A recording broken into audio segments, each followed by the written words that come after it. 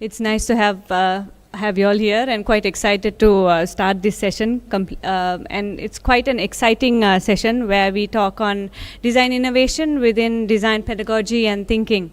So there are quite an interesting set of presenters and presentations. We're looking forward to hearing. So without taking too much of time, I would like to invite the first speaker, Ms.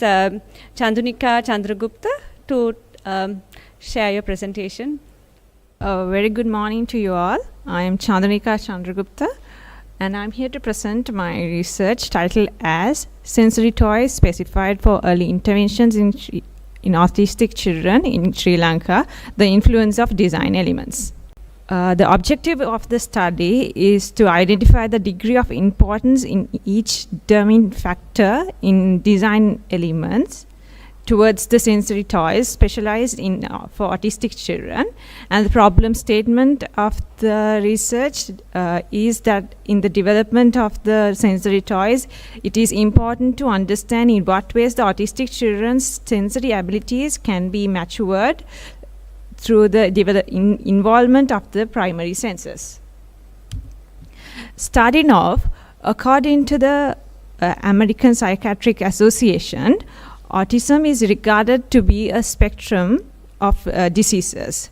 Like not everyone who has autism has the exact same symptoms with the same severity.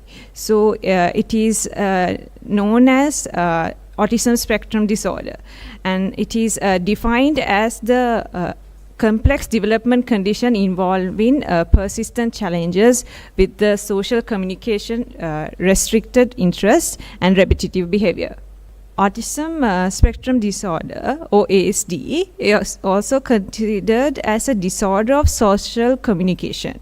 But according to the researchers, it is identified that 70 to 96% of them have some difficulties with sensory processing, or 90% of them have atypical sensory behavior. And also, it is stated that sensory processing abnormalities can be divided into two main categories or levels, such as under or hyper processing and over or hyper processing of stimulation. The hyper responsive means the brain is coping with an extra amount of sensory stimulation as the sensory canal becoming too open, whereas the hyper responsiveness stated that the brain is deprived of sensory stimulation as the sensory canal is not being too open sufficiently, allowing a little amount of stimulation to get entered to the brain.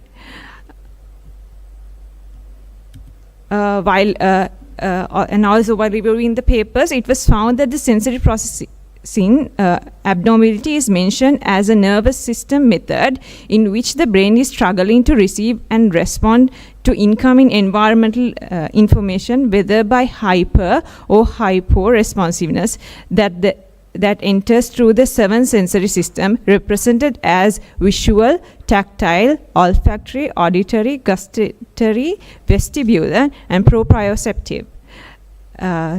So the details are shown in the slide with the description and the characteristics. And next, when we talk about sensory toys, they are the products that are developed to remain calm or relaxed when the overstimulation of one or more senses occur, so that the other senses are not severely affected. And these objects may include the elements such as sound, different textures, and vivid or contrasting colors. The sensory toys, a few of the sensory toys are shown in the slide, such as sensory mats, soft toys, air balls, chew toys, reflective balls, and tactile balls. Moving on to the research methodology, the data collection procedure is done in three main phases. Starting off the preliminary study to identify the background and the context of by conducting an interview with 3 professionals. And in the next stage, deep qualitative interviews were conducted with 5 doctors specialized in each specific autistic area. And the last stage is by doing covert personal observations where the researcher is not known to the participant, and it was done with 4 children with mid-range conditions, autistic conditions. Through preliminary study, it is identified that the autistic children needs to keep toys, and 65 of them stated yes, and also the design elements that are mostly affecting is identified as color, texture, and form.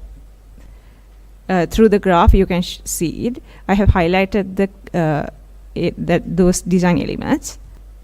And in the conceptual framework, the color, texture, and form is regarded as the independent variable, as the function of the sensory toys, which is to help the autistic children to relax or remain calm down due to the overstimulation or understimulation of senses, is required the assistance of above mentioned design elements in order to form a toy.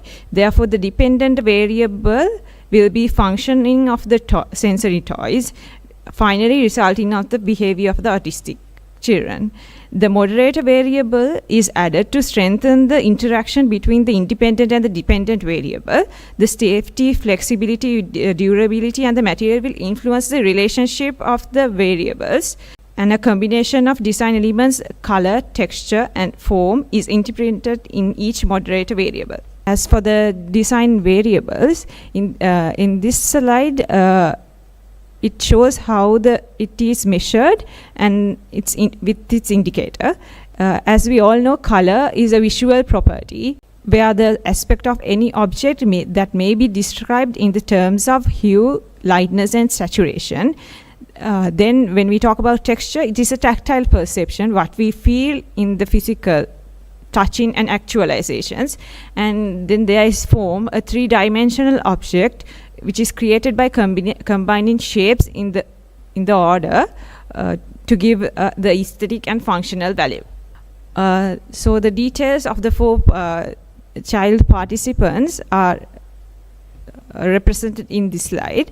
So as a summary, as I say, the participant A is an age 4 girl who is hyper-responsive to visual and auditory sensory system, and the participant B is a age 5 boy who is hyper-responsive to tactile and auditory sensory systems, and participant C is a age 6 girl who is hyper-responsive to vestibular and visual sensory system, and participant D is a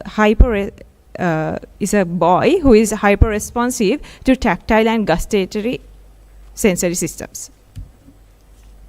And as for the observation, I have shown detail written in this slide, but to give a summary, the participant A, who is hyper-responsive to visual, needed a warm, contrasting bright colors, but the texture didn't matter. But for participant B, who is hyper-responsive to tactile, needed a smooth surface and a color.